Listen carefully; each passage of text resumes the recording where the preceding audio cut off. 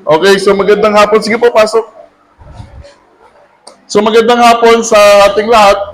Ito yung isa sa programa na pinag-usapan namin ng aming school head na mabuo yung child protection policy natin dito sa paaralan.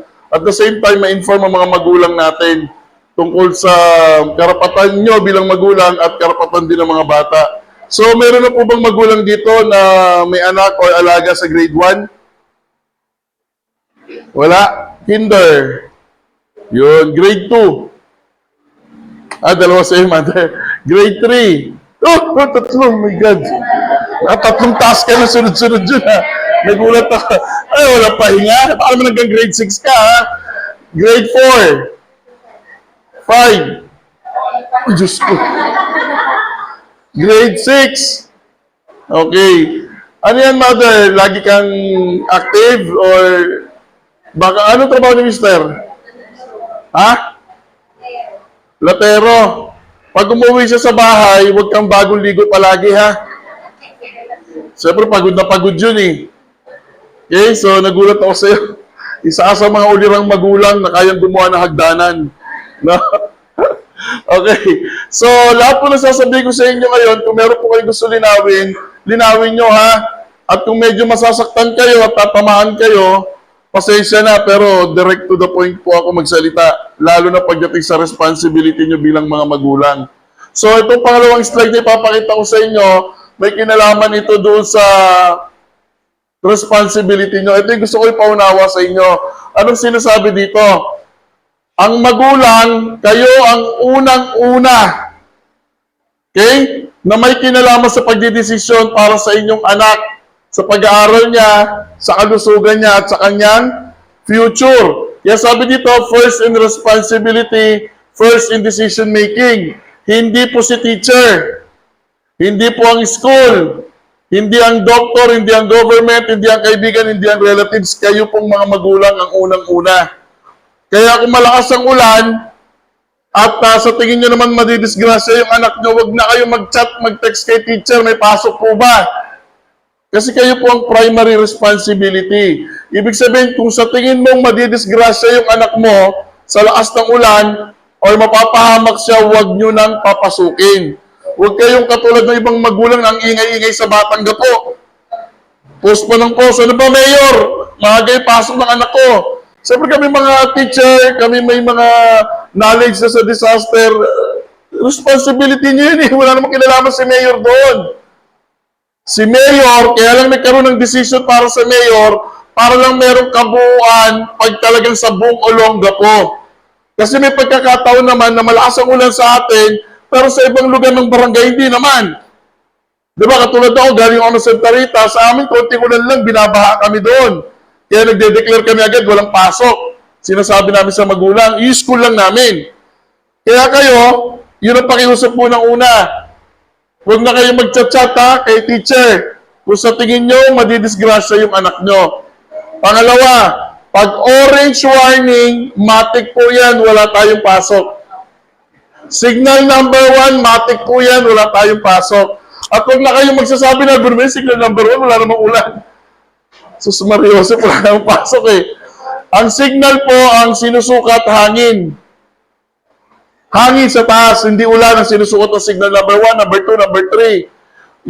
Yung color warning natin na orange, yun po yung sumusuot sa dami ng ulan. Kaya pag orange warning na, huwag nyo na papasukin yung anak nyo. Pag gising nyo na umaga, 5 o'clock, lakas ng ulan, maputik yung sa inyo, huwag mo na papasukin. Chat mo si teacher, ma'am, baka po ma-aksidente yung anak ko, maputik dito sa amin. Hindi na po papasok yung anak ko, kung pwede magpasenda lang ng mga activity. Pwede naman yung ganon. Na po. Okay? Then, gusto ko i-highlight susunod sa responsibility nyo dito sa paaralan. Okay? Mamaya mababanggit ko po yun kung hanggang saan lang ang limitation ng teacher. Kayo po may responsibility sa anak nyo sa bahay. Pagpasok dito, ang teacher augment. Ano ibig sabihin ni Sir Ems? Nahihirapan kami, mga teacher, pagpasok sa school ng isang bata, hindi man lang niya alam kung ano ang letter A. Kung ano yung number 1, ano yung number 2. Bakit? Ang pag-aaral po nagsisimula sa bahay. Hindi yan nagsisimula sa paaralan.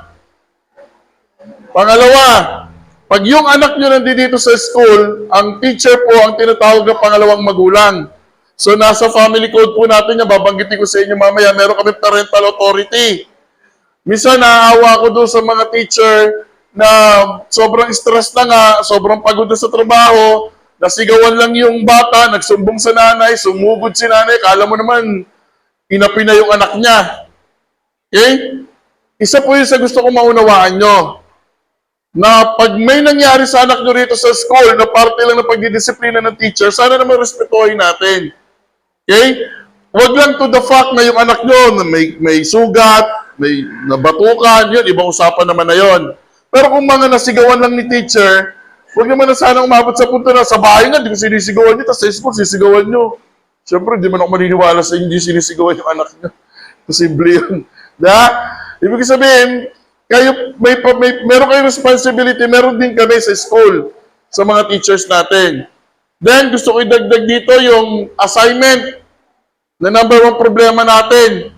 Na yung bata, pagdating sa bahay, hindi man lang matulungan ng nanay, tatay, mga kapatid sa paggawa ng assignment. Na pagbalik ng bata sa school, hindi nagawa yung assignment niya. Okay? Tandaan nyo mamaya babanggitin ko yan sa family code natin. Bahagi ng responsibility nyo, matulungan nyo yung mga anak nyo sa bahay. Makapag-aral. Okay? So ulitin ko, kayo po ang may primary responsibility pagdating sa decision making. Pag pinag-uusapan natin yung anak nyo. Hindi po kami hindi po si teacher. Okay. So ito yung topic natin, parental role in the student's academic performance as part of child safety protection and development. Mamaya meron akong tanong May exam tayo mamaya. Take note kayo, mananalo kayo sa akin. Meron akong papremyo. So pag nilabas ko yung tanong ko, pag nakasagot kayo, meron akong bibigay sa inyong prize. Pera, ibibigay ko sa inyo pera. Para naman kahit pa paano may pambili kayo ng ng cornic. Mamaya may pa-prize ako, kaya take note. So punta muna natin yung legal framework ng pagiging magulang nyo. Family code, sino pong familiar dito? Wala, di ba? Kasi bihirang dinidiscuss ito pagdating sa mga nanay. So i-discuss ko ngayon sa inyo at kung paano kayo pwede kasuhan ng gobyerno pagpabaya kayo sa inyong mga anak. So, ito pong batas na to ay inilabas ng dating Presidente Corazon Aquino, actually sa Executive Order number 209. So, batas po yan. Okay? So, tanong niya kung batas ba daw yung family code. Of course, batas yan. Okay? Pwedeng ipatupad, pwede kayong tanggalan ng authority bilang nanay. Tandaan nyo, base rito sa code na to. Okay? So, isa itong batas, as I mentioned, isang Executive Order number 209 noong July 6, 1987. Okay?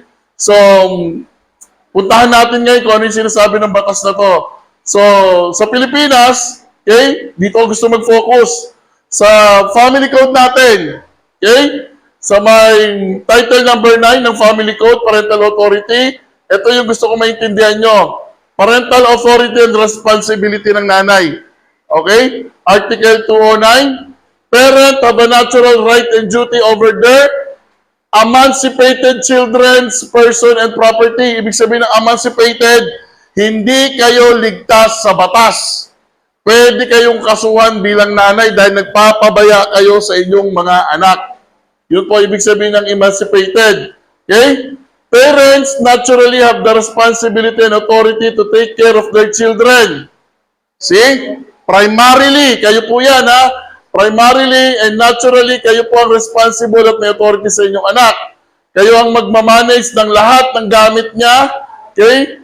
Hanggang siya ay umabot sa tamang edad.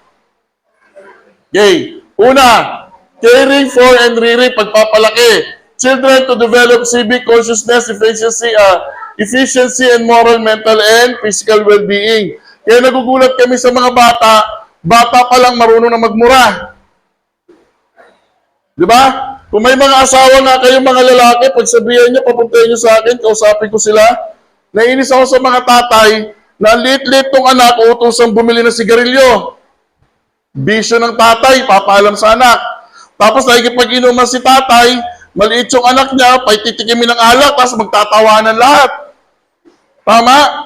Tapos meron pa ako napanood na video, sinend sa akin na isang magulang na pagsabihan ko daw yung tatay. Sabi ba naman ng tatay sa inuman, sa anak niya, "Nak, anong ginagawa ni mama at ni papa pag gabi na?" Tapos yung bata gumanon. Tapos tawanan. Tama ba yung tinuturo natin sa bata? Di ba? Di ba? Pati yung dirty finger, tuwan-tuwa sila, marunong yung anak niya, "Fuck you mo nga si ate, fuck you mo nga si tita." Kita ko sa video. Di ba? Kasi ang sabi rito, yung consciousness, okay? Yung consciousness ng bata, kayo ang responsibility. Kayo may karapatang ayusin yung pag-uugali niya. Kung kayo sa loob ng bahay, nagmumurahan kayo mag-asawa, huwag kayo magtaka kung yung anak nyo nagmumura din. Ito po ang paniniwala namin. Ang batang lalaki muna, ang batang lalaki, habang lumalaki na nakikita niya nag-aaway yung tatay at nanay niya, nagmumura, nagsasaktanan, darating ang araw, lalaki yung lalaki na mananakit din ang asawa niya. Sa babae, ito naman, pag nakikita ng batang babae na yung nanay at tatay niya lagi nag-aaway, nagsusuntukan, yung babae na yun, lalaki, na siya mismo magiging biktima ng violence against women. Kasi nakikita niya ganun talaga. Kasi nanay ko nga, sinasaktan ni papa eh. Kaya pag sinaktan ako ng asawa ko, siguro tama yun. Okay, mga maling nakikita ng mga bata sa mga magulang. Okay? Isa yan sa dapat nating baguhin. Then, physical well-being, mental health, o yung moral and mental. Ang gusto kong mag-focus dito sa physical health natin, lalo na doon sa mga bata na parang di natin tinuruan natin na maligo muna bago pumasok. Di ba? Kasama yun eh, sa tinuturo natin sa mga anak natin. Grooming. Di ba? Na minsan may nakita ko estudyante, pumapasok dito, parang yung suot ng uniform, isang linggo na. Nakakaawa naman. Di ba? Hindi porket public school tayo, mababang uri tayo. Ang ibig ng salitang public, hindi mahirap. Ibig sabihin ng public, pangkalahatan, na paaralan na walang bayad. But it doesn't mean na ikaw ay madumi. Hindi. Okay? And then, pagdating sa moral, sa bahay nyo, nagmamano, nagpopopa ba mga anak nyo? Alam nyo, nung araw, ang namimiss ko sa lahat, pag may umiiyak na bata, ang ginagawa ng nanay, kinakarga hanggang sa tumahan. Ngayon, pag may umiiyak ang bata, ano ginagawa ng nanay? Inaabutan ng cellphone. Di ba? Cellphone ko na dyan, kulit-kulit mo cellphone ko dyan. Tapos yung nanay, busy rin kasi cellphone. Di ba? Kaya yung ugali ng anak nyo, kaya magtataka kung bakit ganon. Kasi nakukuha niya sa social media. Kaya yun ang namimiss ko sa mga magulang. Na pag umiyak yung anak ng araw, talagang kinakarga, pinapatahan. Nararamdaman ng bata yung pagmamahal ng magulang. Ngayon, nararamdaman ng bata, cellphone. Ang sabi ng World Health Organization, ang tamang edad na pahawakin ng cellphone ng bata, 12 years old. Yun ang tamang edad. 12 years old. Ngayon, 5 years old, 3 years old, nagsiselfone na. Di ba? Ang gagaling mag-cellphone ng mga bata ngayon. Okay? Next, parental authority cannot be renounced or transferred except by the law. So, ibig sabihin, pagiging magulang mo, iwan mo yung anak mo sa kapitbahay mo, hindi pwede yun, pwede ka kasuhan. Kasi pagiging magulang mo, hindi mo pwedeng i-renounce or tanggihan or i-transfer unless may batas na nagsasabi na tinanggalan ka ng parental authority. Lalo na yung mga magulang na pinatawag ni teacher, tapos hindi naman siya busy, hindi pupunta, papapuntahin yung isang anak. Nainis ako sa mga ganong nanay. Kanina meron isang estudyante, masakit yung ulo niya, masama yung pakiramdam niya, tinawagan na, ako pa yung tumawag doon sa nanay, pinadala, 14 years old na kapatid. Sa akin, napaka-irresponsableng magulang yon. Kasi responsibility mong pumunta sa school pag may problema yung anak mo. Para masabi namin sa iyo kung ano yung gagawin mo. Tapos inutusan mo, 14 years old. Di ba? Tapos nasa bahay ka lang. So nakakalungkot yung mga magulang natin ngayon. And I hope sa SPTA natin, pag nagparenting kayo, sana maparating niyo yung mga ganyan. Na pag magulang ang pinatawag, pumunta sila. Hindi kinakailangan ni teacher ng kapatid. Lalo na pag-uusapan na natin, grade na ng bata sa bigayan ng card. Sana pumunta yung magulang para malaman mo kung ano yung dapat mong gawin para yung anak mo makapasa or makahabol siya sa kanyang academic. Next. May tinatawag tayong joint exercise of parental authority. Di ba may tinatawag tayong nanay at tatay? So ang nanay at tatay, dalawa sila, tumatayo ng parental authority. Pero sa family code, huwag kayong magalit ha, nasa family code dyan. Sa family code, pag nagkaroon ng disagreement yung nanay at tatay sa pagpapalaki sa anak, ang masusunod ang tatay. Sa family code. Unless na mag-file ka ng kaso sa barangay. Ayoko pong masunod yung asawa ko, lasinggero yan. Yan, doon palang mababago.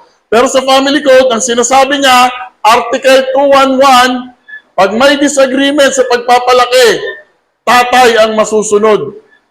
Nagtatalo kayong dalawa. Paralin natin yung anak sa ganito. Hindi, wag ang layo. Yung tatay ang mananalo. Unless, sabi niya nga rito, may judicial order or strict otherwise. Yun yung pupunta tayo sa barangay, sa korte. Okay? Pero ang mananaig, tatay. Okay? Yun ang kinakatigan. Kasi nga, ang pagpapalaki sa bata, nasa nanay. Okay? Pagdating naman sa responsibility ng bata bilang tao, bilang anak, pakikisalamuha, may kinalaman lagi ang final decision ni tatay. Okay? Sa family code natin. Ngayon nyo lang nalaman to? Malamang nagalit kayo, nainis kayo, di ba? Ano yun? Mapaka-discrimination naman yan, sir. Gender bias yan. Okay? Sa family code po natin yan, pero sabi nga, sa batas, pag may court order naman, may barangay, definitely nanay ang mananaig. Children must respect and obey their parents. O makinig, mga estudyante. Makinig. Ang sabi rito, ang mga bata ay matutong rumispeto at sumunod sa kanilang mga magulang. Sumusunod ba kayo sa mga magulang nyo? Sinabing matulog na, wag na mag-cellphone. Nagsa-cellphone pa kayo eh. So, dali na lang ma, binubuo ko lang yung TikTok ko.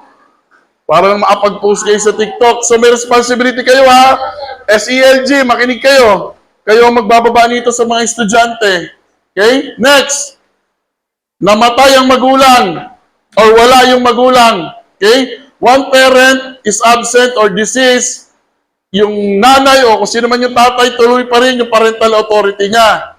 Pag siya nag-asawa ulit, remarriage siya, hindi yung may kinasama. Remarriage, so legal, nakasal. Okay? Yung tatay o yung nanay, kung sino man siya, hindi mawawala yung parental authority niya. Kaya hindi pwedeng, bawa, for example, namatay yung tatay, buhay yung nanay, tapos inaagaw ng lola, magulang ng tatay na namatay yung bata. Hindi pwede. Kasi base sa family code, may parental authority pa rin yung nanay kahit may asawa na siyang iba. Siya pa rin na may parental authority. Unless, again, merong court order. Yung court mismo ang nag-appoint kasi nagreklamo yung lola. Ay, hindi po, kukunin namin yung apo ko doon sa babae na yon. Kasi yung babae na yon, pusher, halimbawa. Or yung asawa niya, drug addict. Yan. Pag nakita ng korte na may sapat na ebidensya, nangyari po yan sa Barreto. Okay? So, may isang tatay, hiwalay silang mag-asawa. Ngayon, gusto kunin ng tatay yung anak. 6 years old lang. So, below 7 years old. So, may authority, nanay. Yung nanay, pinatawag ng barangay, on the spot, drug test. Pumayag yung nanay. Nag-positive. O, yun ang ebidensya sa korte. Tinanggalan ng parenting authority yung nanay, binigay sa tatay. Yung bata. Okay? So, tama yung claim ng tatay. So, pag naghiwalay naman si nanay at si tatay, alam nyo na, bago ituloy ito ha, number 1 nalulungkot ako sa mga naghihiwalay na magulang. Bakit? Kasi kita nyo ha, sa nanay at sa tatay na naghihiwalay, okay yun. Hindi nyo na mali, isa't isa eh. Pero isa ba sa inyo, kinausap yung anak nyo at sinabi nyo sa anak nyo na, nak, si mama lang at saka si papa maghihiwalay ha. Pero ako, bilang papa mo pa din ako. Or bilang mama mo pa rin ako, nak ha, hindi mawawala yon. Walang nagsasabi ng ganon. Usually, nagugulat na lang yung bata. Pag-gising niya kinabukasan, wala na siyang tatay. Wala na siyang nanay. Walang nagpapaliwanag doon sa bata. Okay? Isa yun sa nagiging problema natin ngayon sa pag-uugali ng bata. At sa datos natin, sa DSWD, dumadami ang mga naghihiwalay. Ang pinaka-challenge daw ngayon, ang pinaka-challenge sa panahon natin, bumuo ng isang pamilya. Yan daw ang number 1 challenge sa atin. So, sa separation ng mga magulang, okay, yung korte ang magde-decide para sa parental authority. Nasubukan nyo na bang magreklamo sa barangay? Tapos, yung kustodiya ng bata, nasubukan nyo na ba? Okay, bigyan ko lang kayo ng paliwanag ha. Halimbawa, gusto nyo maghiwalay, pero wala kayong pangbayad sa annulment. Wala kayong pangbayad sa annulment. Okay? So, ang gusto mo, ikaw ang may custody sa bata. Pwede yon. Ang titignan ng korte doon, bilang magulang, nanay, may kakayahan ka bang buhayin yung anak mo?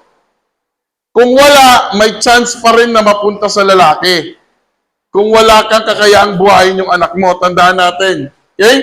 Kaya dito, sa separation ng mga magulang, korte ang magde-designate kung sino yung pwede maging magulang. And then, alam naman na natin to, na over 7 years old, automatic, yung bata ang magsasabi kung kanino niya gusto. Below 7 years old, nanay automatic ang may kustodiya sa bata. Okay? So, substitute parent. Okay? Yung nanay, wala na. Or unfit na maging magulang. Unfit. Saglit lang. Ano yan eh? Sa magbibigay nung sa deworming. Saglit lang. Okay, yung magulang, unfit. Okay? Unfit yung nanay. At wala na siya. For example, sino pwede mag-substitute na magulang? Lola or lolo. Okay? Nasa Article 214. Or kapatid. 20 years old and above. Wala nang nanay ha, walang tatay ha. Sino pwede? Tanong, Sir Ems, paano kung wala nang nanay, wala nang tatay? Pag grandparent, sino po ang mananaig? Grandparent ng babae. Yun muna ang mananaig. Hindi sa automatic na grandparent ng tatay. Kahit po doon sa kustodiya na halimbawa, nanay ako, nakasuhan ako ng nanay. Nakasuhan ako. Okay, may kaso ako sa korte. Drug addict akong nanay. Tatanggalan ako ng parental authority ng korte. Pwedeng substitute yung lolo o lola. Okay? So, itong part na to, sa actual custody, walang nanay, wala nang kamag-anak. Mabait si kapitbahay. Halimbawa, pag nakita ng korte na credible naman, pwede. Basta 21 years old, pataas. Okay? So, malinaw na sa atin itong part na to. Okay na tayo? Malinaw ha? Okay. So, next. Number 7. Ito na. Pag-suspend ng authority bilang magulang. Tatanggalan ka na ng authority bilang magulang under Article 231. Paano yon? According to the Family Code of the Philippines, okay, compelling a child to beg. Yan, pag yung anak mo, pinapamalimos mo. Punta ka 7-Eleven. Magbukas saraan ng pinto doon, tapos mamalimos ka. Okay? Pag kayo na isumbong, pwede kayong tanggalan ng parental authority, yung anak nyo mapupunta sa DSWD. Okay? Lalo na kung wala kayong asawa. Next, sinasabi kasi sa International Labor Code, yun nga, yung pamimilit sa bata na magtrabaho o mamalimos, ipinagbabawal. Bahagi siya ng child abuse. Kaya kayo, pag meron kayong alam ng mga klase nyo na namamalimos at yung mga magulang nilang nagsasabi, magsabi kayo sa teacher nyo, ha? Okay. Next, ito rin, hina-highlight lang naman dito, yung dahilan bakit yung bata pinipilit mamalimos, yun nga daw, dala ng kahirapan, kawalan ng pag-asa, pero mga bata, mga anak ang ginagamit. Lalo na ngayon magde-December, marami na naman tayong batang makikitang mamamalimos. Okay? So, ito pa yung pinagbabawal, corporal punishment. Okay? So, alam ko naman, aware na tayong lahat sa pamamalo. Okay? Pinagbabawal sa atin. So, sabi dito, okay? Pag yung anak mo, tinatrato mo ng, pag sinabing cruel, yan po yung nagmumura ka, nagagalit ka agad, ang tingin mo sa anak mo, hindi mo anak. Okay? Kung utusan mo, parang hindi siya bahagi ng pamilya, yun yung ibig sabihin lang ng cruelty. And then yung harshness, yan nga, hindi lang siya sumunod, nagsalita ka na ng hindi maganda sa bata. So, pag yan po nakarating sa government, pwede kayong tanggalin ng parental authority. Okay? Corrupting orders. Okay? Mga kalokohan, yung binanggit ko nga sa inyo kanina na inutusan ng tatay yung anak mamili na sigarilyo. Okay? Bawal po yun. Okay? And then, subject a child to acts of lasciviousness or sexual abuse. Kung hindi po kayo aware, mataas po ang kaso natin ngayon sa USAIC. Ano ibig sabihin nito? Ano ibig sabihin? Nak, crush ka daw nung ninong mong mayaman. Tapos yung anak mo, 14 years old lang. Okay lang, nak. Gusto ko lang makausap ni ninong, bibigyan ka daw ng 1,500. Okay? Sa usaik, ganito naman. Nak, huwag ka mag-alala, nak. Di ka naman mahawakan eh. May gustong foreigner lang na kumausap sa'yo sa computer. Tapos, nak, bibigyan tayong pera, bibilihan kitang bagong damit. Okay lang ba sa'yo, nak? O sige, mami. So, umupo yung bata, pinanood mo. Tapos, kausap niya yung foreigner, tapos padadalaan ka ng pera sa Western Union. Makakasuhan po kayo at matatanggalan kayo ng parental authority. Yung isa sa pinakamalaking kaso natin yan, nangyari sa Pampanga. Nagulat yung mga kapitbahay. Ang bilis magpagawa ng bahay. Ang laki. Wala. Tricycle driver lang yung asawa. Nagulat yung mga kapitbahay nagsumbong sa barangay. Parang, uno nga, kala nila drugs eh. Kasi napagpatay ng up and down. Nung dumating yung mga pulis, pagdating na aktuhan nila doon sa loob ng bahay na yung babaeng anak na 12 years old, nakaubad, nakaharap sa computer. Tapos nandoon yung nanay nagko-coach kung ano yung gagawin niya. Right there and then, nakulong yung nanay, yung bata, kinuha ng DSWD. Okay? Dahil sa laki na ng perang dumarating sa kanila, nakapagpagawa sila ng bahay. At ang nakakalungkot, ang sagot pa ng nanay, doon sa interview, hindi naman siya nahawakan eh. Hindi naman nasira yung pagkababae niya eh. Hindi naisip ng magulang yung psychological at emotional na nadulot to sa bata. Okay? So, nangyayari po yun and I hope sa atin, walang ganyang klaseng kaso. Okay? Sexual abuse. Pasintabi po pero ito po yung mga totoong kwento talaga. Okay? Nanay, merong stepdad. Okay? Yung stepdad, minulest siya si anak. Pero okay lang kay nanay. Bakit? Kasi si tatay daw na stepdad ang bumubuhay sa kanila. Personally, kung nakausap, alam mo, sabi sa akin ng bata, sabi niya, sir, nakikita pa kami ni mama habang nakapatong sa akin, si papa. Sabi ko doon sa nanay, my God, nay, totoo yun, nakikita niyo pa? Opo, sir. Kasi sir, wala akong magawa, siya bumubuhay sa amin. Nasa barangay na po kami niyan, kasi siyempre, ni-refer ko agad sa Bausi. Hindi ako mapaniwala, parang normal lang sa nanay na babuyin yung anak niya, basta may makain lang sila. Okay? So yung kaso na po na yan, nasa DSWD na, itong huli kong balita, tinanggalan na ng parental authority yung nanay, kinuha na ng DSWD yung bata at yung DSWD na magpapaaral. Okay? Kaya ingat-ingat po tayo ha. Ingat-ingat tayo kasi totoong kwento po yung sinishare ko po sa inyo. Okay? Next, importance of parental involvement. Okay? Importante at mahalaga ng nanay at tatay alam nyo kung ano yung nangyayari sa anak nyo. Okay? Sa loob ng paralan o sa labas ng paralan. Importante pag umuwi yung anak nyo, kamustahin nyo naman. Kamusta pag-aaral? Pag hindi nagsalita, chat nyo si teacher. Teacher, may assignment po ba? Tinatanong kasi itong anak ko, hindi sumasagot eh. Para maramdaman naman ni teacher na involved kayo sa anak nyo. Okay? Wag yung pag pinapunta nyo sa school, pag uwi, wala na kayong ginagawa sa anak nyo. Okay? Next, violating the legal frameworks regarding parental roles can have serious consequence. So, ito yung penalty. Okay?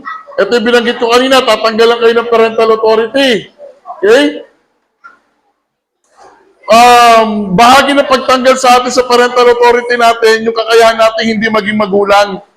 Yung hindi natin kaya maging magulang. Okay? Bahagi po yun, natatanggalan tayo ng parental authority. Next, ito yung isa pa nakakainis na may kaso rin tayo nito, madami. Yung pinapaasawa yung mga anak ng bata pa tapos dinadaya yung birth certificate. Okay? Pag ang involved ay hindi magulang, nasa 40,000 ang babayaran at may kulong na 6 na taon. Pero pagka mag-anak, katulad ng kahit na step parent, guardian, tita, tito, pag sila yung involved at nagpaasal yung bata at sila yung nag-joke, mas mataas ang parusa sa kanila. Umaabot pa ng 50,000. Pero ba mayroong mga bubuhat sa Pilipinas na inaalam yan, sir? May mga? Certain culture. Oo. Iyan yung kaso ni Kibuloy ngayon. Oh, sorry meron ba dito Jesus is Lord? Meron ba? Wala? Okay, kung wala, pasensya na kayo ha. Isa yan sa kaso ni Kibuloy ngayon. Yung mga bata na pinag-aasawa. Okay? Isa yan sa kaso nila ngayon doon sa kanilang sekta o yung kulto nga, sabi nga ni Sir. Okay? So may kulong po yun ha. Lalo na ngayon, nauuso yung AFAM. Yan, maghahanap ng foreigner. Isusuga yung anak. Tapos dadayahin yung birth certificate. Okay? Pag kayo po nahuli, tanggal na parental authority nyo, kulong pa kayo. Okay? Next. Pandaraya sa mga dokumento ng inyong anak para lang may lagay nyo sa 18 years old. Okay? Meron akong naging estudyante na ganito, grade 7 yun eh, grade 7. Tapos nagulat ako, pumayag yung nanay na dalhin siya sa Pampanga. Nagulat na lang ako later on na yung bata nagtatrabaho na sa club. Tapos ayaw niya nang bumalik sa school. Pag nagpo-post siya sa Facebook, pinapakita niya, makita niya, dollars, may mga alahas na siya. Nakakalungkot kasi yung nanay mismo ang nagsabi sa kanya na okay lang yan nak, para at least may pagkain tayo sa bahay. Okay, so nakakaawa. Yung bata ngayon, makikita mo, may mga tattoo na siya. Siya yung bumubuhay na sa pamilya nila. So sa Pampanga nangyari yun. So, hindi ko alam kung bakit may mga ganito tayong klaseng magulang. And then, sabi rito, okay, ang government bilang parent patriae, ibig sabihin, tumatay yung magulang, through DSWD, sila yung kukuha sa inyong mga anak. Okay? So, importante, bilang magulang, hindi natin kalimutan yung responsibility natin. Kaya ako nainis din ako dun sa mga nanay na, sorry kung kayo itong mga nanay na to nasasabihin nila sa mga anak nila, paglaki mo, huwag ka muna mag-asawa, buhayin mo muna kami. Ako, inis na inis ako sa mga magulang na gano'n. Kasi nakalagay sa constitution natin, sa family code, nag-anak ka, responsibilidad mo yan. Huwag mong bigyan ng responsibility yung bata. Hindi ka pwede mag-asawa, paparalin mo pa yung mga kapatid mo. Ikaw yung nag-anak ng mga kapatid eh. Tapos papaproblemahin mo yung panganay na anak. Diba? Nakakalungkot yung mga ganyang magulang na sasabihin pa sa mga anak, walang utang na loob. My God! Di ba? Ikaw yung naglabas sa kanila. Hindi mo... Tandaan nyo mga nanay ang pagkakaroon ng anak, dapat decision yan. Kaya na ba natin bilang mag-asawa na magkaroon ng anak? Kaya na ba nating buhayin? Decision yan. Hindi lang dahil sa umungol ka isang gabi, konto ka kinabukasan, buntis ka na. Hindi mo pinoprotektahan yung sarili mo. Okay? Kaya importante, pag-usapan. Naya, pag-usapan, baka naman mabuntis ka pa ulit. Ako na mismo magdadala sa'yo sa DSWD. Pag-usapan. Okay? Next. Ito po yung sinasabi ko yan, kasasabi ko lang. Duty nyo palakihin ang inyong mga anak. Okay? Trabaho nyo pong palakihin ang inyong mga anak. Parents are fundamentally responsible for rearing, pagpapalaki sa inyong mga anak. Kasama rito, pagbibigay ng pagkain, matitirahan, damit, emotional and psychological well-being. Nasa Constitution po natin yan. Okay? Kayo po ang may karapatan o duty nyo talaga na palakihin ang inyong mga anak. Nakakaawa pa yung sobrang daming anak ang ginawa ng nanay, pinamigay sa mga tito, tita, sila yung magpapalaki kasi di na nila kaya. So nakakalungkot. Next, ito, karapatang makapag-aral. So sabi dito, mandates that parents ensure their children obtain an education. Yan yung sinasabi ko sa inyo kanina. Trabaho nyong alamin kung nakakapag-aral ba ng mabuti yung anak nyo. Kaya pag pinatawag kayo sa school, sana naman ang nanay ay pumunta sa school. Okay? So, ito po yung dahilan kasi lagi ang sinisisi nito mga teacher. Kaya daw tayo bumagsak sa PISA. Nag-rank tayo ng 75 out of 80 countries. Bakit ko siningit to? Kasi bahagi po kayo ng responsibility nito. Kayo mga nanay. Hindi lang po teacher yan. Kasi kahit anong gawin ni teacher, pag uwi sa bahay, wala namang ginagawa si nanay, wala nyo mangyayari sa galing ng bata. Okay? So, dito po sinasabi, pagdating sa reading, math, science, 16% lang tayo sa math. 23% lang tayo sa reading, 24% lang tayo sa science. Ako kasi, lagi ko sinasabi, hindi lang yan fault ng teacher or ng education, pati magulang, kayo mismo, bahagi kayo nito, na dapat malaman nyo, na ang Pilipinas, mababa tayo dito sa 3 asignatura na yan. At kasama kayo dyan. Kung ano yung itutulong nyo sa mga anak nyo pagdating sa kanilang pag-aaral. Yes. Siguro kasi may ang babarat sa mga ganyan. Kasi bilang, nakikita ko, ang mga bata talaga na parang lumis na ang bumagsak.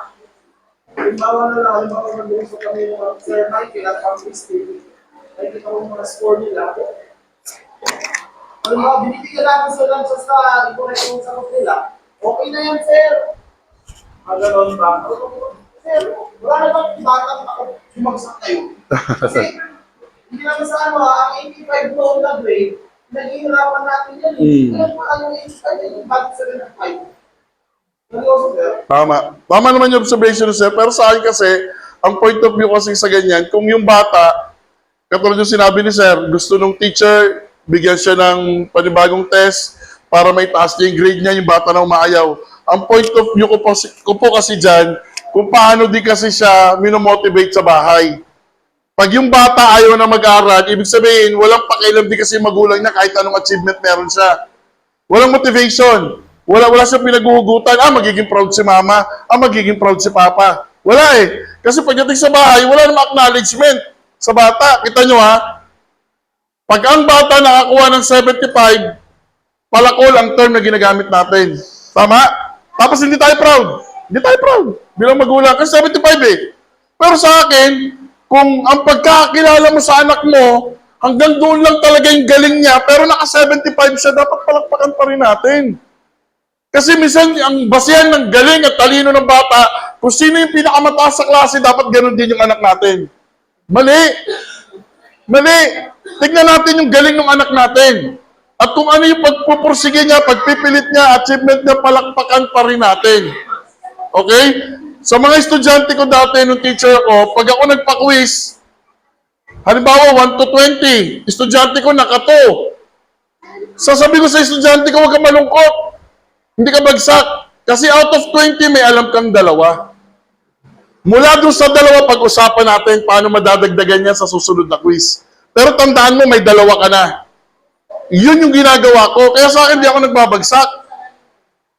Kasi para sa akin, kung 3 lang alam niya out of 1 to 20, appreciate ko pa rin yun. Kasi hindi siya 0. May alam siyang 3 na hindi siya nangopya. Pag-uusapan namin ngayon, yung intervention. Paano natin dadagdagan yung 3? Paano siya magiging 4, 5? Okay? Kasi sa education system natin, meron tayong pamantayan. Pero tayo bilang magulang, may sarili tayong pamantayan sa galing ng anak natin. Huwag natin ihanin tulad sa mga kapitbahay. Lalo na yung mga magulang na, buti pa si ate mo, valedictorian, ikaw, bobo mo. Yung kinukumpara natin yung bata, wag. Okay? Hindi nakakatulong para sa kanila yon. Okay? And then, sabi dito, okay, pagdating sa intervention ng gobyerno, okay, ang gobyerno pwedeng tumayong magulang, yung parents patriae. Pwede sila mag-intervene, okay, kung na-neglect at na-abuse yung bata. May nagsabi sa akin, parang masyado na daw madaming power ang kabataan ngayon. Kaya daw malakas ang loob. Ako po personally, hindi ako naniniwala doon.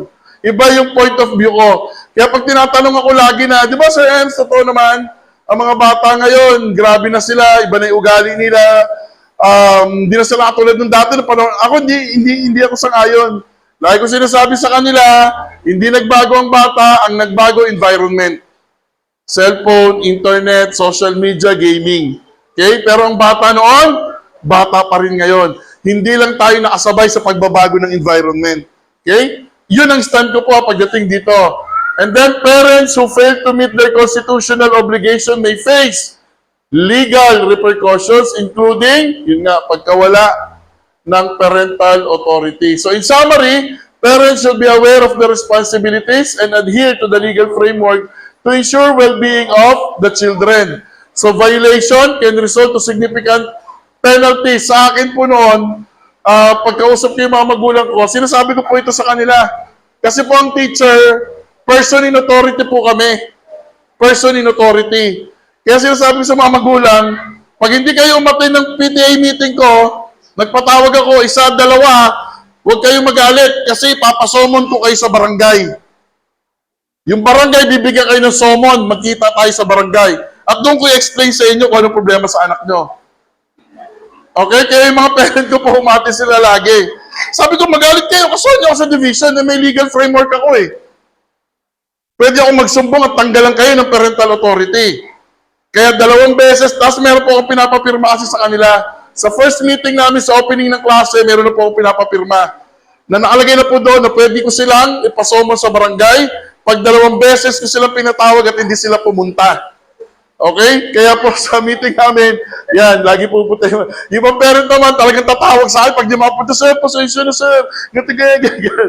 Natutuwa naman ako sa kanila. Hindi ko sila tinatakot, pero sinasabi ko kasi responsibility nila.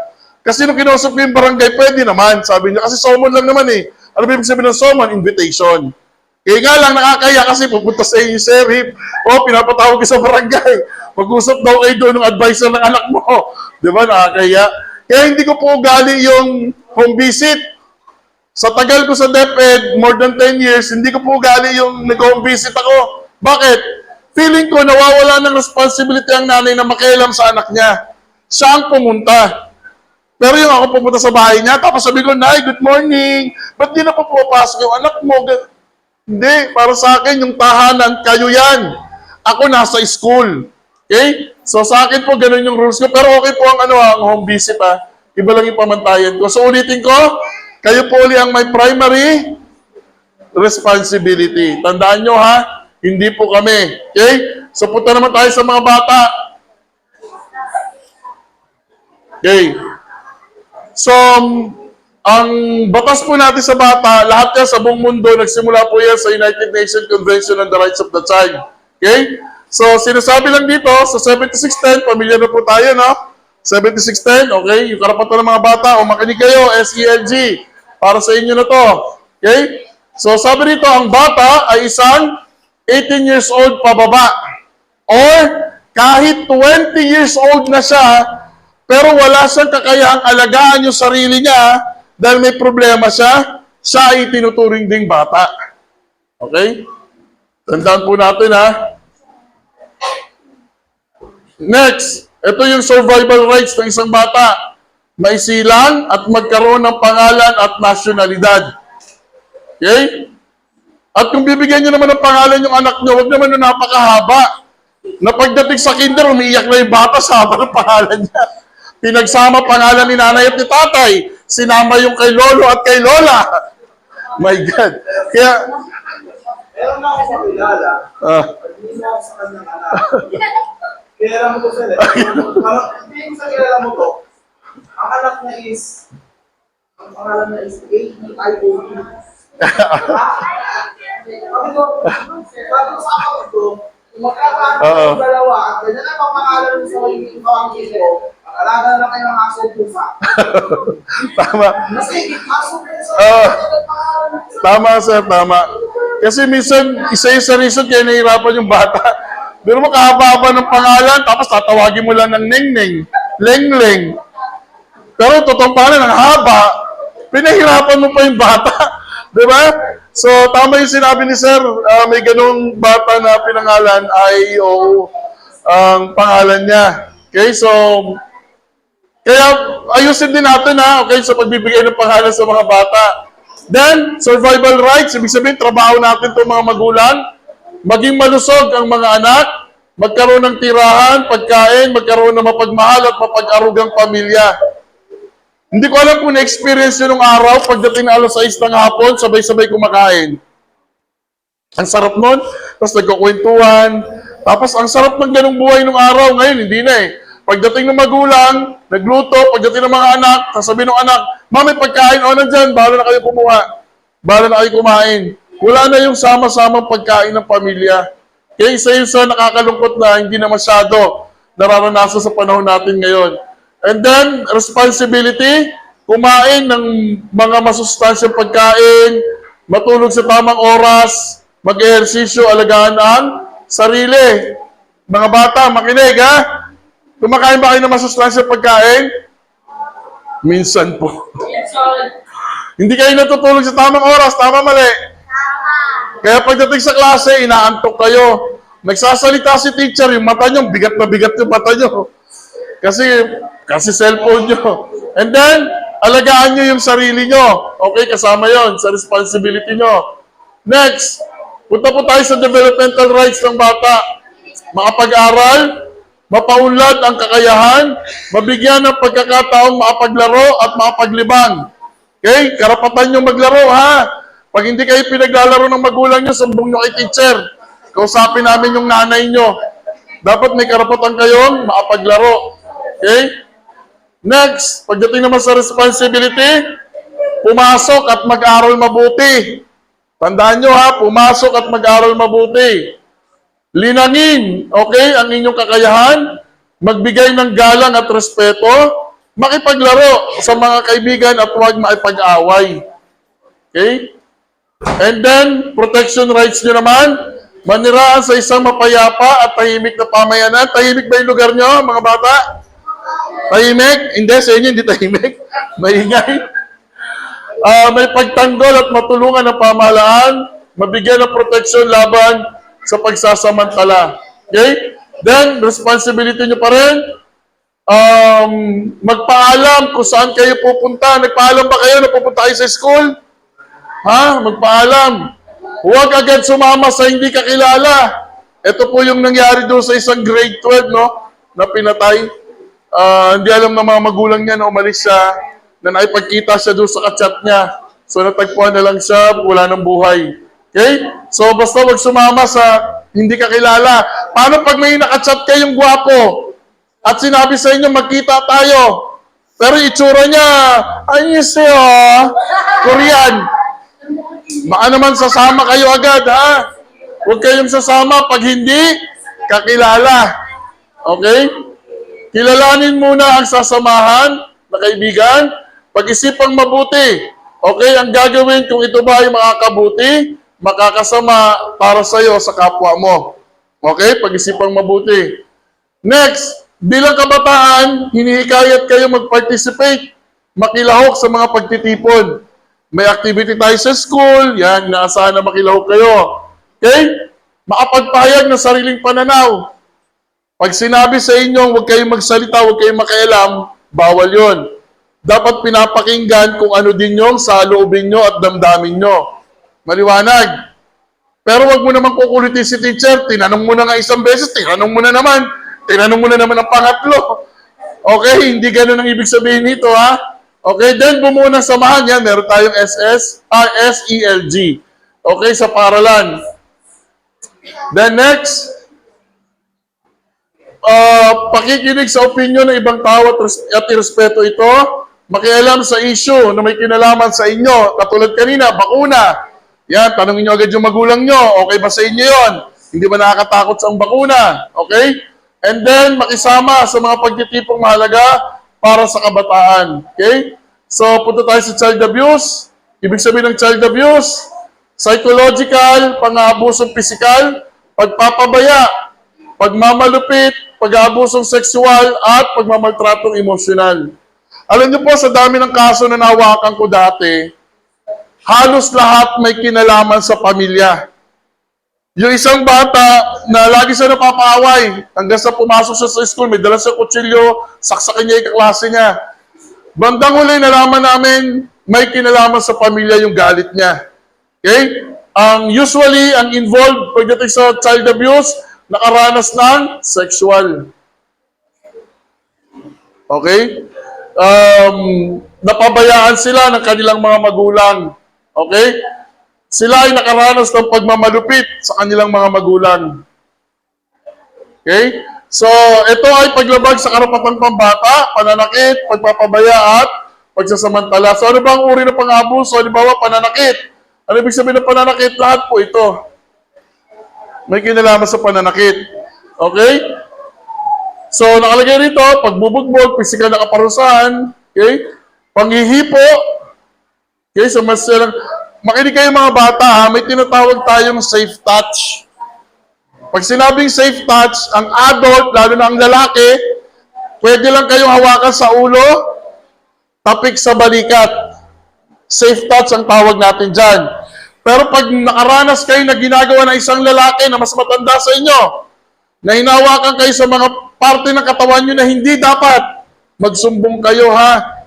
Kung sino yung tinatawag na trusted adult, si teacher, si advisor, o kung sino, na pwede kang magsumbong kayo. Huwag kayong matakot magsumbong. Tandaan nyo ha, pag hinawakan kayo sa mga parte ng katawan nyo na hindi dapat, hinahawakan ng ibang tao, magsumbong kayo. Maliwanag yun ha. Okay.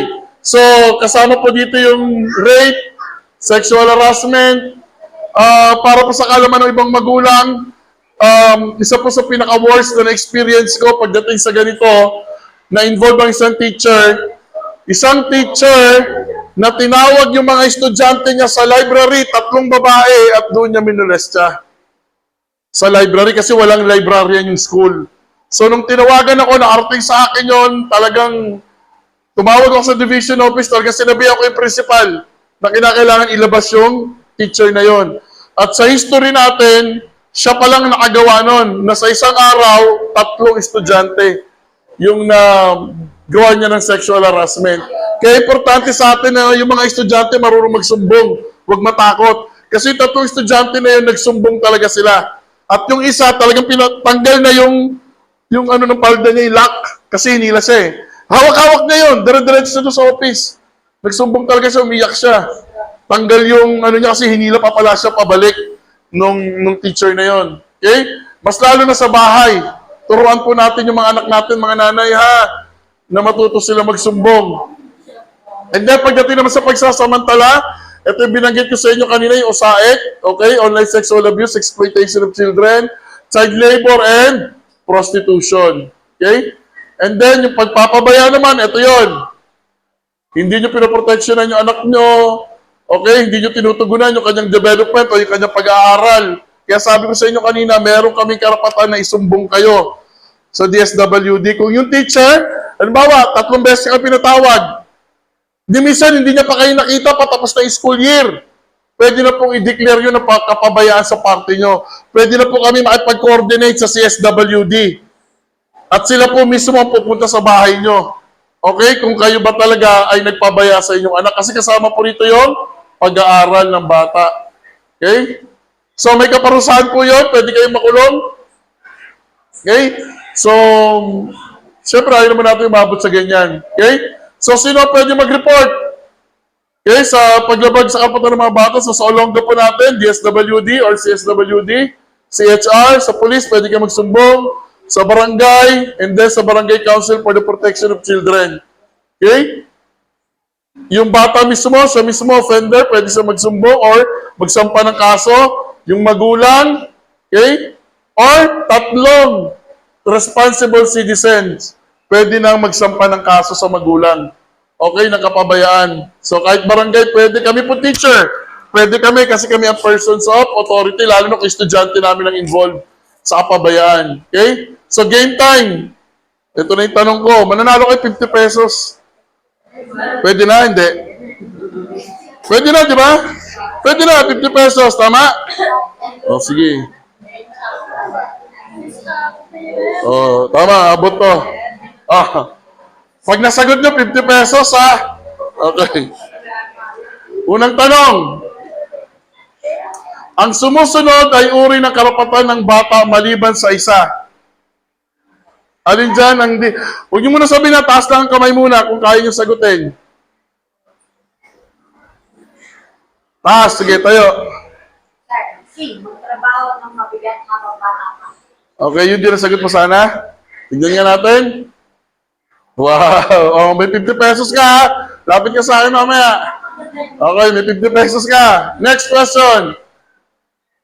Ang batas na nagbibigay special protection para sa mga bata. Taas lang ang kamay, ha? Huwag niyo sabihin. Iba naman.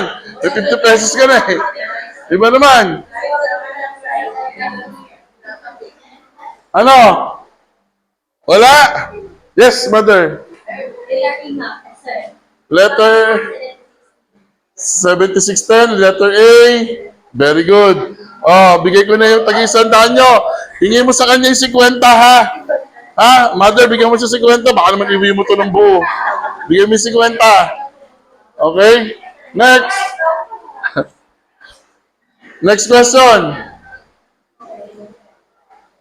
Ito daw ay uri ng pang-aabuso sa isang bata. Yes. Tayo. Letter? A? D? Okay, tingnan natin. Wow, very good.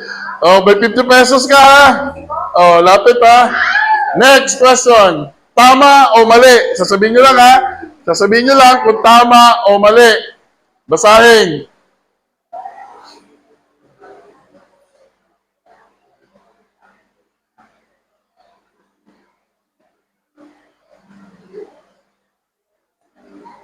So, taas lang kamay. Kung ang sagot mo, tama o mali. Yes, mother. Very good, tama. O, hati kayo ngayon. Dalawa kayo. O, mother, ha? Tag-50, ha? O, tag-50. Next. Tama o mali? Taas lang kamay, ha? O, sige, ikaw. Ha? Mali? Wow. O, 50, ha? Tanda mo, may 50 ka. Tanda mo, may 50 ka. Okay, next. Tama o mali? Ha?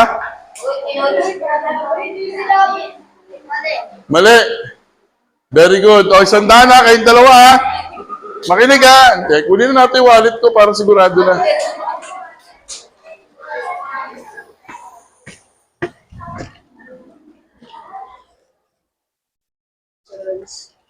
Sarap matulog, walang tao. Nag-ano tayo, namimigay tayo ng premyo. Ano talaga? Hindi pala yung grade 1 at grade 2. Hindi nga eh, nasayang, no? Sana nasabihan. Okay, busin natin yung pamasahe ko sa isang buwan. O, 50. 50, o. Di bali na maglakad ako pagpasok dito. Ang alam ko may natutunan kayo. Okay, so yung topic natin na yan, meron lang ako idadagdag na konti kasi bubuin po natin yung ating Child Protection Committee. Sa Child Protection Committee po, PTA President, SPTA President ang kasama, President ng SELG, guidance natin si Ma'am, kasama po siya. Ang chairman po natin dyan, ang principal natin. Okay? So sila po yung committee na usahan pag meron isang bata na nagsumbong, mapabuli man yan o hindi, yun po yung committee ang mangangasiwa po doon sa programa na yon. Okay? So, bilisan ko lang po itong child protection policy natin. Okay. Meron pa tayong mabibilang merienda? Na malapit? Wala, no? Malayo, malapit. Makakabili tayo merienda. Walang soft drinks. Meron. Kayo na lang bibili. Para may merienda. Para di sayang yung pagpunta nyo. Okay na lang, ha? Kung hindi lang magkakasya sa atin. Kung di kasya, dali mo na wallet ko. Wala ka akong pera. Binigay na yung wallet. Sige po, kayo na magtansya. Kung ano yung magkakasya sa atin. Kayo na magtansya kung 5 litro or ano. Kayo na po magtansya. Okay? So, daanan lang po natin ito na mabilis. So, dito sinabi lang kung ano yung bata, pero na-explain ko na yan kanina, 18 years old. Pag sinabing children in school, ito po yung ibig sabihin, isang estudyante na naka-register, nakapasok sa LIS. Halimbawa, may estudyante dito sa loob ng school, nasaktan. Pero pagdating sa pag-iimbestiga, hindi naman siya naka-enroll sa LIS, hindi siya kinoconsider na children in school. Okay, oo. Kasi di siya registered. Okay? Lalo na kung siya ay na-aksidente. Okay? So, pag pupil or student, ito po yung meaning natin. School personnel, kami po yan. School head, yung principal natin. Lahat yan. Child abuse, nabanggit ko na kanina. Discrimination. Okay? Ang discrimination po natin against children, halimbawa, yung anak nyo, bawal na po kasi ngayon sa DepEd na pag yung anak nyo, special, tapos hindi namin tatanggapin, bawal na po yon. Kasi ang DepEd ngayon, inclusive na. Lahat po, tinatanggap na namin. Okay? Child exploitation, yan yun. Pinagkakitaan niyo yung anak nyo. Okay? Sexual exploitation, napag-usapan na natin. Economic exploitation, pinamamalimos niyo yung anak nyo. Napag-usapan na natin. Violence against children committed in school. Okay? Makinig ulit, mga bata. Makinig. Pag yung karapatan nyo nalabag, ang sinasabi rito, nagkaroon ng physical violence, halimbawa, sinampal ka, nasaktan ka, magsabi ka agad kay teacher, ha? Makinig. Bahagi yan ng programa natin. Okay? Physical violence or sexual violence, lalo na kung nangyari sa school. Maliwanag sa inyo, mga estudyante. O sabi ko, itabi muna yung cellphone eh. Sabi ko, huwag muna kayo mag-cellphone eh. Ha? Pero ikaw yung nagbigay ng cellphone. Alam mo yung parang sinabi mong hindi ikaw, pero hawak-hawak mo yung ebidensya. Okay, next. Okay, psychological violence and other acts of violence, sa pag-usapan na natin. Okay, sa bullying, mga nanay. Sa bullying, tandaan natin ha, pag yung bata sinaktan, hindi siya gumante, pinagsasabihan siya ng masasakit na salita, tinatago yung bag niya at hindi siya gumante, bullying. Pero pag yung bata gumante, walang bullying. Okay? Halimbawa, paulit-ulit niyang tinatago yung bag ko. Hindi ako lumalaban. Hindi siya nagsumbong kay teacher. Bigla, tinago ko rin yung bag niya. Siya nagsumbong kay teacher. Tapos sasabihin ko kasi binubully niya, walang bullying kasi gumanti ako. Tandaan niyo yun ha, pag gumante, automatic hindi siya bullying. Okay? Sa bullying kasi dapat hindi gumagante yung bata talaga na ape. Okay? So, ito yung example ng bullying. Okay? Ito yung example sa bag. Kinuha yung bag, taking property. Okay? Pamamahiya. Okay? Meron kaming estudyante dati na dahil nabully siya ng grade 7, nagsimula grade 5. Tapos nabully siya ng grade 7, hindi na siya pumasok sa school.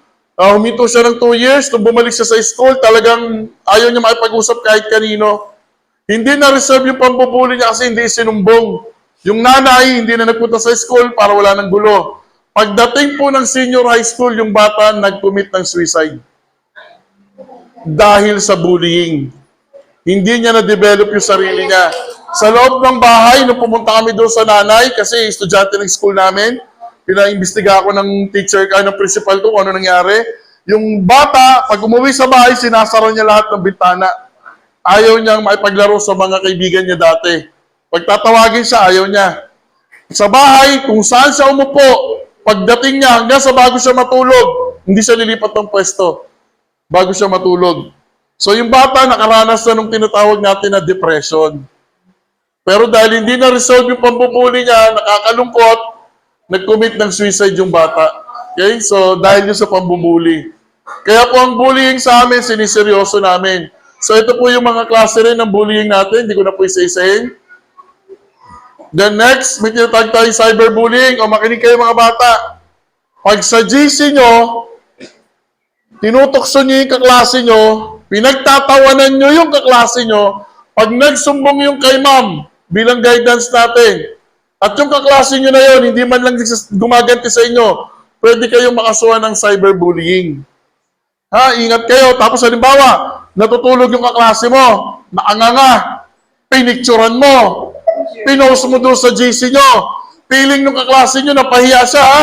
Napahiya, umiiyak sa nanay, pwede pa rin kayong kasuhan ng bullying. Eto pa, hindi ka ang nagpicture, kaklase mo, sinend doon sa GC, nag-react ka, kasabwat ka. Lalo na yung react mo, tawa, kasabwat ka. Shinare mo, Yung picture, kasabwat ka. Okay, so kaya ingat kayo mga bata ha, na nagpo-post kayo ng mga picture ng mga klase nyo, bawal yon. At saka ang pinaka-number one kinainisan ko ngayon sa mga ibang teacher, na nung pinost ko po ito doon sa akin TikTok account, dami nagalit sa akin, pero okay lang. Naiinis ako sa mga teacher na ginagamit yung estudyante para sa TikTok nila. Na hindi pinapaalam sa magulang. Bawal po kasi yun, data privacy. Meron na tayong DepEd order dyan. Pero may mga teacher pa rin na gagamitin yung mga anak, sasayaw sila ng TikTok para tumaas yung likers nila.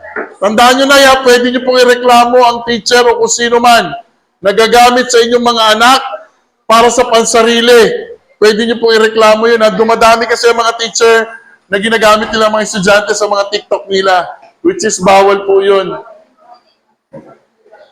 And then, corporal punishment, na pag-usapan na natin kanina, okay? Yung mga pananakit sa mga bata. Ito lang po pinapakita ko, yung mga iba-ibang klase pananakit sa mga bata, lalo na to. Okay? Tinatali. Merong isang teacher sa school sa division natin, yung bata tayo ng tayo, tayo ng tayo, tayo ng tayo. Ang purpose na lang naman para hindi siya makasakit. So, ang ginawa niya, tinali niya. Eh, napicturan. Nakarating sa DO, naawa ko dun sa teacher na yon. Pero, parang pumayag na lang yung mananay sa settlement. Parang nagbayad na lang yung teacher. Nakakawa na picturean kasi, tapos yung bata nakaupo, nakatali siya. Okay, so, pumasok tuloy sa child abuse. Nakakalungkot lang. Pero purpose lang ng teacher, para may iwas siya na masaktan siya or makasakit siya. Okay? So may tinatawag tayong positive and non-positive na pag pinag-uusapan natin ng discipline. Okay? Then duties and responsibilities, na pag-usapan na rin natin to, pero nasa DepEd order din kasi ito, number 40. So daanan na lang po natin. Okay? So sa atin, sa school, division level, sa school, ito po tayo. Okay? School head shall have the following responsibility pagdating po sa child abuse. Okay? Or child protection policy natin. Ito lang po yung sa school head natin o principal natin. Ito yung binabanggit ko sa inyo kanina, Child Protection Committee. Kaya, mother, magiging bahagi ka niya na magkakaroon tayo ng separate meeting pagdating sa child protection natin. Okay? Responsibility, daanan na lang po natin. Ito po yung flowchart natin sa kaso natin sa bullying. So, pag may nabully, yung nabully, magre-report kay class advisor, magre-report sa guidance, and then titignan ng guidance kung may immediate danger. Okay? Or na-injury, yung nabully. Pag no, investigate kung magbubuo ng child protection. Okay? Kung sakaling injury, bigyan muna ng immediate action yung bata bago magkaroon ng investigation. Kung kinakailangan i-refer sa barangay, CSWD, VAUSI, i-refer sa DSWD, CSWD, or sa VAUSI. So ito yung susundin po natin ha. And then pagdating naman po sa child abuse cases natin, ito po yung susundin natin. Child disclose, yung bata mismo. Ang bata, kahit elementary, kinakailangan po ikwento niya in writing. Paano siya na-abuse. Okay? Hindi lang niya sasabihin, pero dapat in writing. Tapos, imbestigahan po ng guidance. And then, kung kinakailangan tawag ang police, VAUSI, yun po yung mangyayari. Okay? And then, ito po yung ating triangle natin ng discipline. Okay lang po yan sa mental health. Kami na lang po yan. And then, bilang advocate po ng one child victim is too many, ito lang po yung gusto ko sabihin sa inyo ha. Sa dami ng kaso na nakarating na sa akin, sa dami na ng sumbong, meron pong nakarating sa akin, reklamo galing sa private school. Hindi ko napapangalanan yung school, St. Joseph po yun. In-email ako ng magulang. Sabi niya sa akin, Sir Ems, di ba kilala ka sa advocacy na ganito? Sabi ko, yes, mother. Sabi niya, sir, ito pong teacher na to, binigay sa akin po pangalan. Ito po yung mga estudyante na niyayaya niya sa inuman. Okay, senior high school. Alam niyo, nung nakuha ko lahat ng pagpapatunay na involved yung teacher, pati pictures yun sa akin, sumulat ako sa division office, then binigyan ko rin ng letter yung St. Joseph. Natuwa po ako sa division office, umaksyon din sila, at nag-message sa akin yung St. Joseph na tinanggal na nila yung teacher. Okay? Importante kasi sa atin na, lalo na kayo mga leader natin ng mga magulang, tapos leader natin ng mga kabataan, masyado pong mataas ngayon yung tinatawag namin na gender-based violence sa mga bata. Masyado pong mataas. Sa Olonga po, kung hindi kayo aware, ang pinakabatang nabuntis sa atin ay 10 years old. Pinakabata. Sa Olonga po, may mga kaso po tayo. Masyado mataas ang kaso natin ng sexual harassment sa mga bata. Meron po ako isang teacher, kasamaan dati sa Santa Rita, sobrang nagpapasalamat ako sa kanya kasi ganito rin diniscuss ko. Sabi sa akin ng principal, Sir Renz, ikaw nga mag-discuss ng ganito. Ito rin. Ito yung sinabi ko sa mga teacher. Sabi ko sa mga teacher, makinig kayo sa akin, teachers, ha? Pag may batang nagsumbong sa inyo at wala kayong ginawa, bahagi kayo ng child abuse. Doon nagtapos yung aking presentation. Pagkalabas ko lang po ng ganito, may isang teacher na lumapit sa akin. Sabi niya, Sir Ems, konsensya ako doon sinabi mo.